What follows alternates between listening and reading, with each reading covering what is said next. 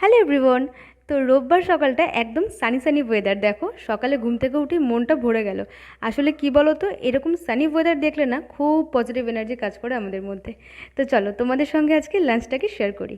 কি বুঝতে পারলে কিছু কি হচ্ছে? আরে হ্যাঁ, সেই বিরিয়ানি যেটা ছাড়া এখন বাঙালি প্রায় অসম্পূর্ণ।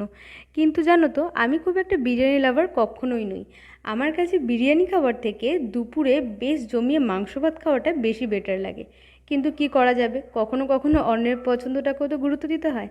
এখন যেটা বানাচ্ছি সেটা কিন্তু আমার বেশ ফেভারিট, কি বলো তো, আরে রায়তা, যেটা ছাড়া বিরিয়ানি অসম্পূর্ণ।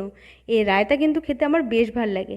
আর রায়তাটা কিন্তু বিরিয়ানি খেতে গেলে কখনো স্কিপ করা উচিত নয়, কারণ এটাতে হজমে সাহায্য করে। আচ্ছা, তোমরাও কি এভাবেই রায়তা বানাও? এই যে বিট নুন আর ভাজা জিরের গুঁড়ো দিয়ে, আমি কিন্তু এই ভাজা জিরের গুঁড়োটা রায়তাতে কখনো স্কিপ করি না, কারণ ওটাই আমাদের হজম করতে সাহায্য করে। তো যাই হোক, চলো আজকে ভিডিওটা এই পর্যন্তই। ভালো থেকো তোমরা।